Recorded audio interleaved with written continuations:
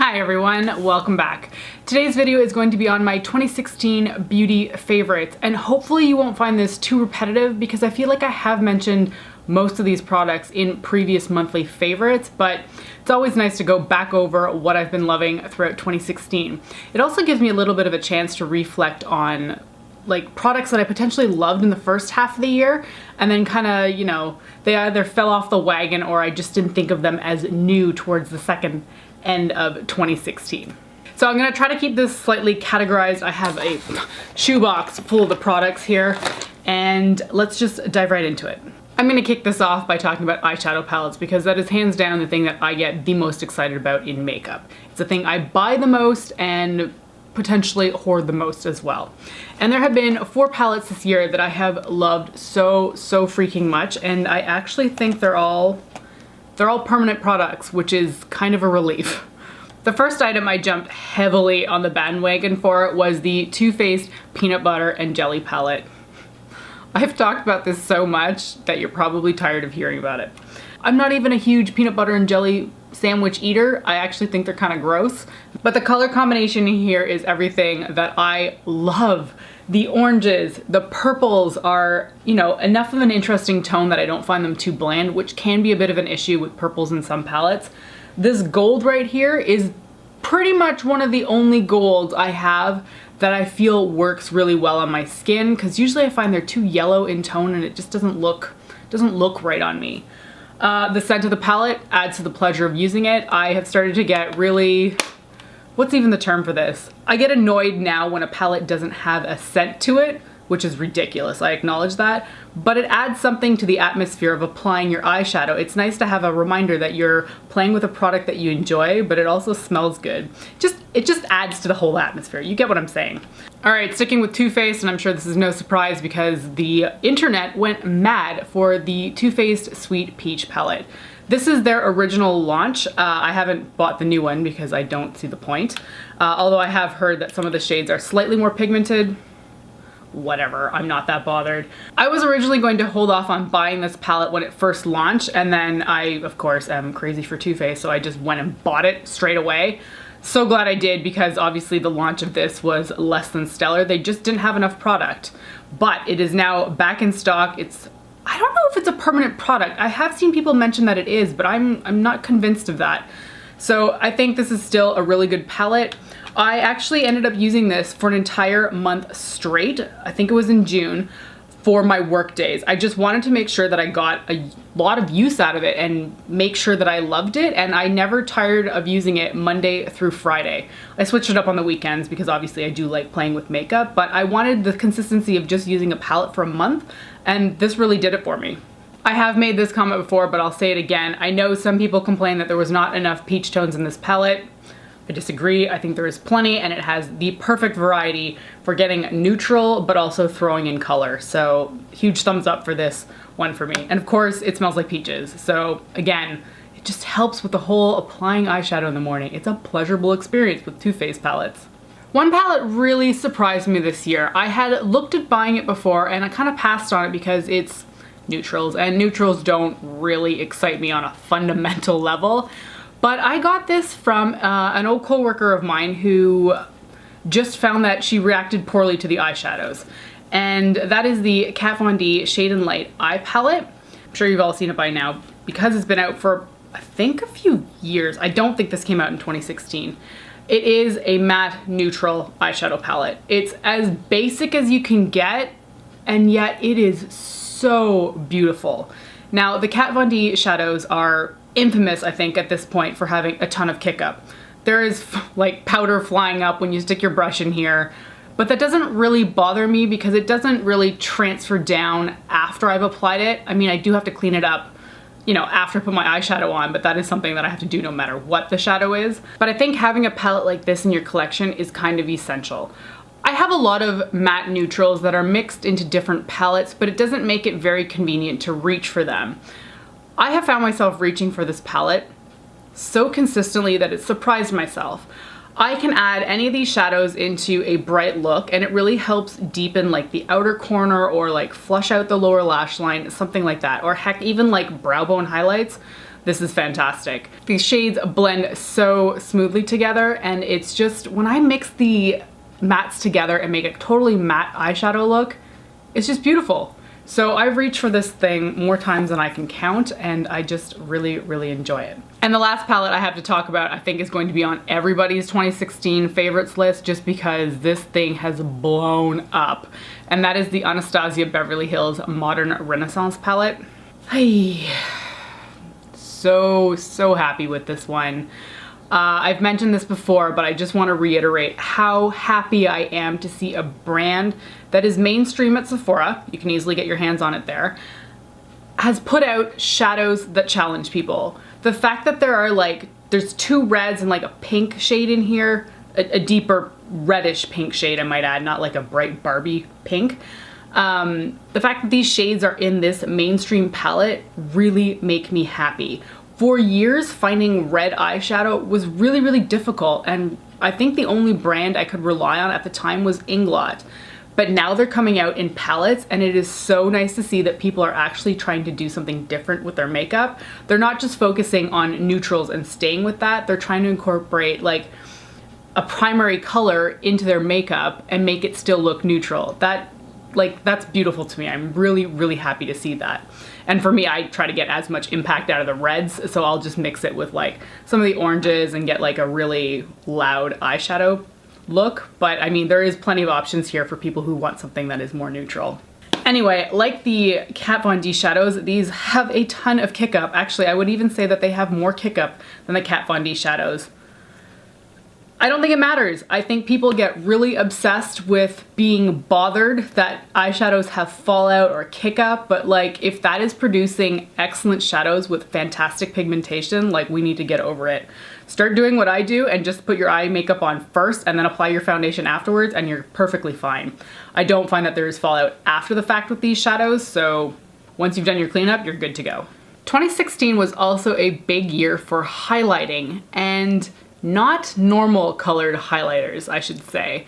I am so happy that, and I think this started with Anastasia, which is her palettes I'm going to be talking about, but I am so happy to see now that multicolored highlighters are just becoming a thing.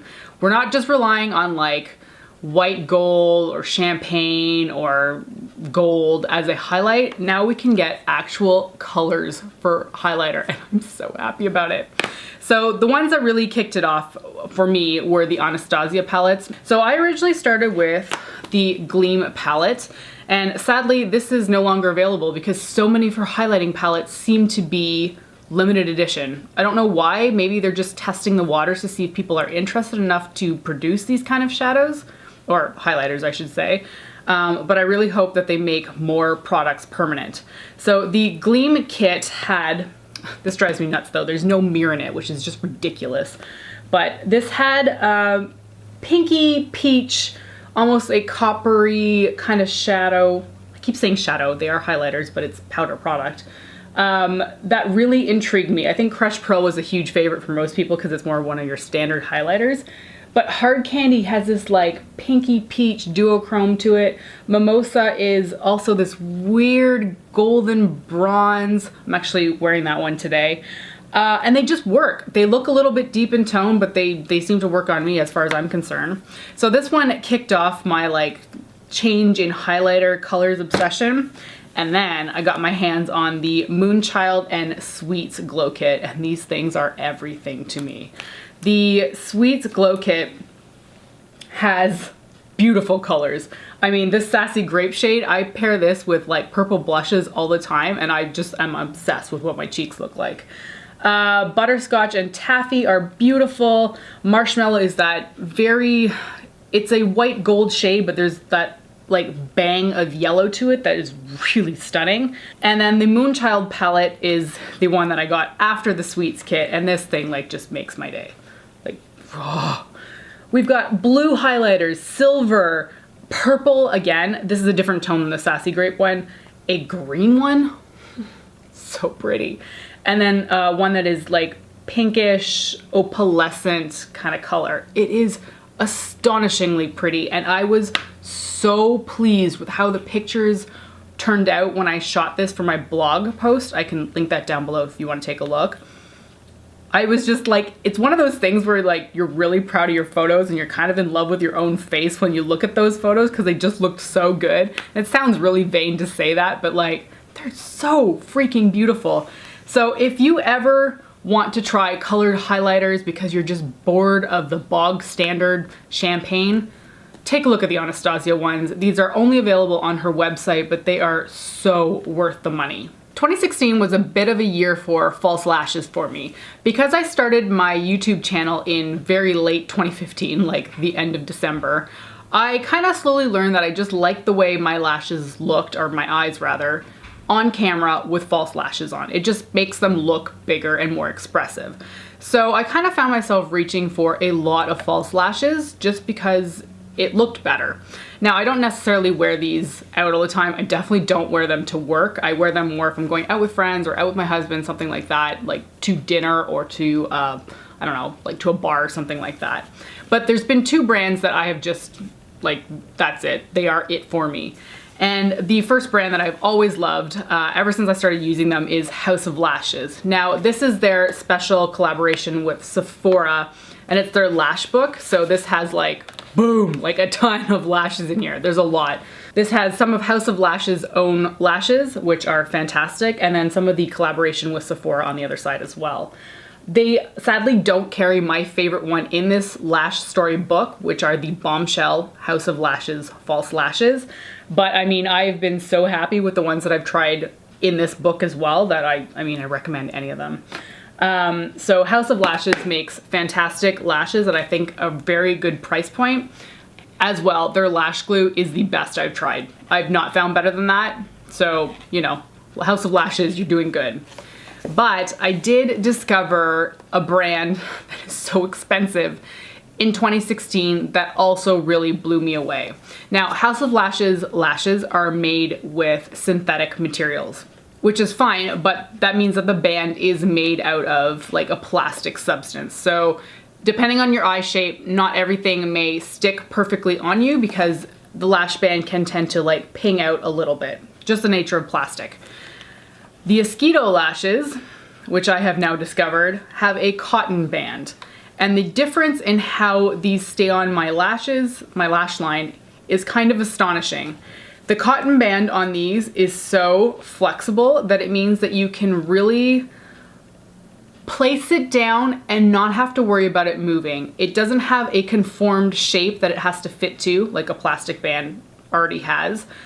And it means that you're not going to be as worried about the edges coming off on your lashes.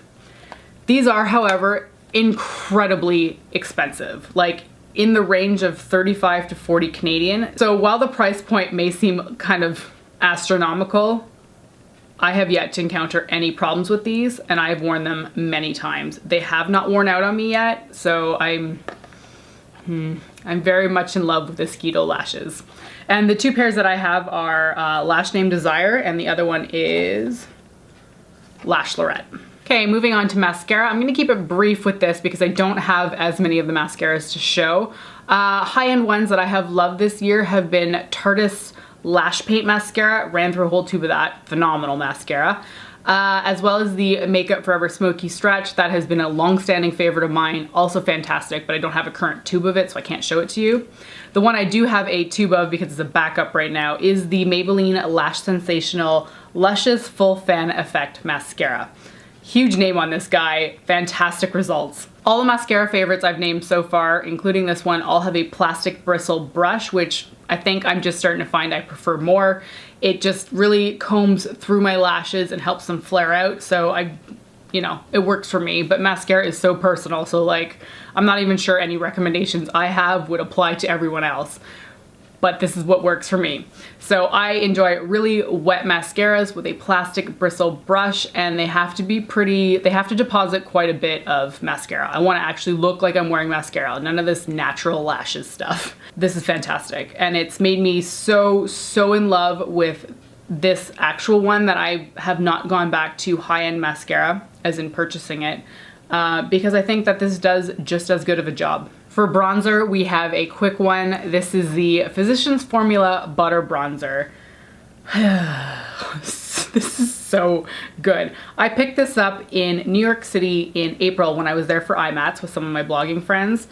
It is very pale, so sadly, if you're deeper skin tone than me, this is not gonna work for you because this is the darkest shade that they make. Very, very disappointing for a physician's formula to do that, but sorry, it works for me. This does smell like suntan lotion, like the beach, like that salty air, coconutty scent. I think it blends beautifully. It's the right tone for my skin. I am so, so happy with this bronzer. I cannot say enough good things about it. And I've made a decent dent on this thing, considering that I've only had it since April, and I was only able to wear it, not in the summer because I'm too dark for it, but I only wore it for a couple of months and I was like heavy digging into this guy. Absolutely wonderful bronzer. For blushes this year, I have definitely gone back to some of the sames over and over again. I have, like in my 2015 favorites, I did mention other blushes that I love and still use, but I wanted to mention different ones so that you can, I mean, you don't want it to be the same thing year over year, right? So two of the blushes I've been loving in particular are by Becca. One of them is one of their newer releases, which is Snapdragon. Oh. This is so pretty. This is part of their Luminous Blush line, which I think came out with, was there 6 new blushes for this? Anyway, I only picked up one because these are expensive. They're like $40 and I was like, gonna get this and another one. I went, okay, $82 or whatever it was for 2 blushes is just excessive. So I got one. This is Snapdragon and I use this constantly throughout the summer months because it's that perfect shade of coral. And the other shade that I found myself reaching for a ton was also by Becca, and this is their shade Flower Child. This one goes with everything. It's that perfect pink, slightly peach shade that matches every single bright eyeshadow look I could throw at it.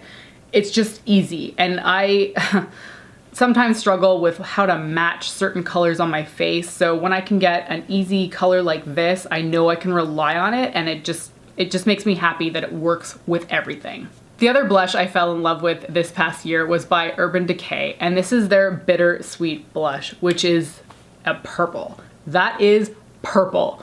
The first time I put this on my face, I was like, I don't know about this. It just looked, I've said this in the past and it just sounds like a really bad description, but it's like, it gives a little bit of a sallowness to your face. This does not sound good, does it? It makes you like look slightly corpse-like but ethereal at the same time. Like it's a weird color for your cheeks. No one flushes this kind of shade. But I really liked it. I mixed this with the Sassy Grape highlighter and it was like purple blush and then a purple sheen, and I was just like, it's weird, but I like it. So I found myself pairing this with, I mean, purple overkill, but like purple eyes, purple blush, purple highlighter. I hope to God I didn't do purple lips, but I might have. You know what? If you don't have a purple blush in your life, give it a shot because you might actually be surprised with how much you like it. As many of you may know, I am not much of a concealer person. It doesn't really work for me. I don't have blemishes to cover, so that's not a problem area that I have to deal with on a day-to-day basis. The only area I would ever really apply concealer would be my under eye area if I feel like I have a really heavy dark eye look on and I don't want it to look like I've got like under eye darkness. So concealer for me is not a must, and usually concealers just look like crap on me. They accentuate the lines under my eyes. They can look very crepey and everything creases. So I was really surprised this year when I tried out the Mary Kay Perfecting Concealers and discovered that they didn't crease and they didn't make me look like really terrible in the under eye area. Now, I don't use these very often because I just don't feel like I have to or need or want to. But when I do need to reach for concealer, I know that I can rely on these. And on the note of things that I don't use very often, powder is one of them. I just don't set my face, I don't set my under eye area, I don't feel the need to. But I did a few looks this year for primarily Halloween and like costume makeup that absolutely required setting my face because I was using like a green or a blue. And the item that everyone had raved about and is definitely worth it is the RCMA No Color Powder. This thing might be made of unicorn dust. I don't know what is in here, but it made so many things I tried on my face transfer proof. Not rub proof, but like press proof. Like you could push against it and the color would not come off. This is incredible. It made my skin feel silky even after applying a lot of heavy products. And it's just really, really easy to use. I mean, this packaging is shit. We can just acknowledge that. Nobody needs a salt shaker type packaging for your powder. It's not like you're gonna like dump it on your face. So if RCMA could just figure out a new way to package this, that would be great, because this product is phenomenal. There were a few lipstick brands that I got to really try in 2016 that I'd never really had the opportunity to try before. I either hadn't purchased them or just never really considered them. So when I received these items from PR, I was really like, how come I've never looked into them before? The first two are lipsticks by Smashbox. I've been missing out, guys. These are fantastic. So I have one shade here called Famous. This is their, it's more of a cream formula. This is a beautiful neutral shade. And then the other one I have is their matte formula, and it's called Infrared. Both of these are fantastic. The matte is not too drying. It just looks beautifully matte, perfect, opaque. The more cream formula here is also gorgeous. It applies on my lips, and yet it retains a bit of a tacky texture, which may not appeal to some people, but it gives me comfort to know that my lipstick is not going to move. I really struggle with slippery cream lipsticks that just kind of slide around too much. If there's a tackiness to it, it tends to guarantee that the lipstick is going to stay put on my lips and not move. So I've really, really enjoyed the formula of both the matte and the cream. They're fantastic. And I know no one talks about these. Like, no one talks about Smashbox lipsticks, and I don't know why that is. I feel like maybe it's just they got lost in the shuffle. They're just black packaging. It's not that exciting to look at, but they're good products, so go check them out. The other brand that really surprised me this year was NARS's Audacious lipsticks. Now, these have definitely not got lost in the shuffle because I know people love NARS Audacious lipsticks, but I just never tried it. So I was really pleased to discover just how much I love their lipsticks as well. They are opaque, they are creamy, they are soft yet hydrating. There's nothing wrong with them. I can't say enough good things about them. I have a few shades that I've tried in the last year, and I reach for all of them, honestly. If you can get your hands on one of those mini sets, so here's a large one, here's the mini, grab a bunch of minis. They're very expensive products, but if you can get a bunch of minis, it definitely makes it more worth your money, because there's plenty of product in the minis. This one in particular is Leslie, and I wore this over the holidays. The other shade was Stefania. I think I have 4 different shades of these now, and none of them have disappointed me. They are all fantastic. Now, some of you guys may be aware that I am not a huge fan of liquid lipsticks. I just don't like that sandpapery feel when you get them on your lips and you can't mush your lips together because you're just gonna like, it just feels awful, okay? It just feels bad. But there is a shade in a range that I have to mention because it's so weird and yet beautiful at the same time. And that is the Smashbox Always On Liquid Lipstick in the shade Chill Zone. This is a paler gray with a very small hint of brown in there. A very small hint. And it's so bizarre and yet beautiful at the same time. I think this looks really, really beautiful.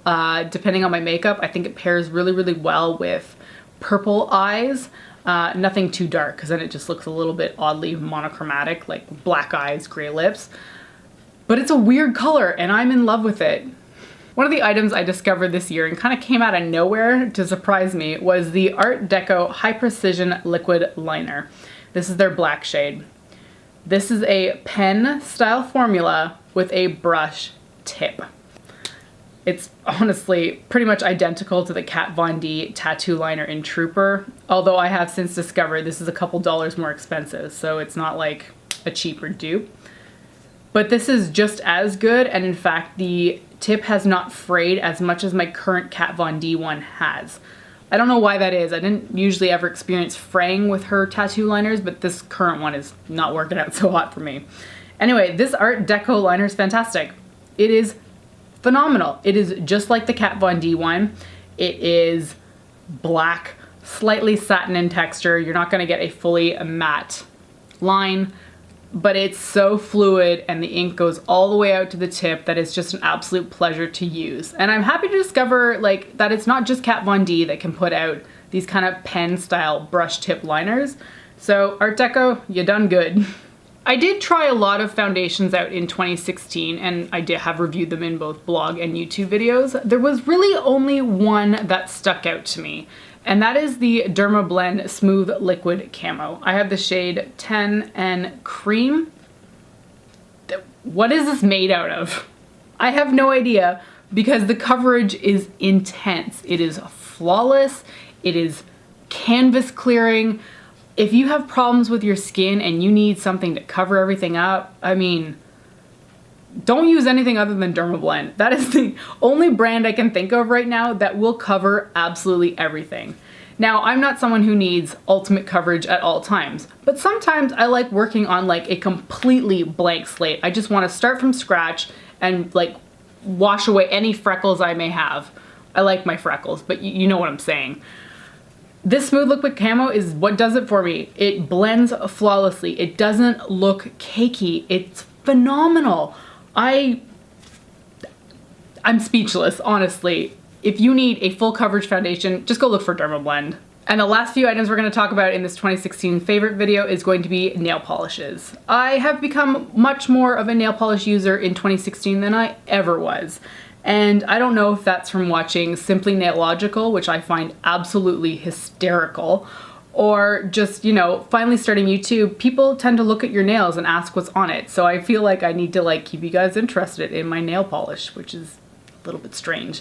But there's a few brands that I have just found myself to be absolutely enamored with. The first one is Fun Lacquer, and they make intensely beautiful holographic polishes. I have the shade Black Holo Witch and Blessing. One is more of a glitter, one does have actual colored base.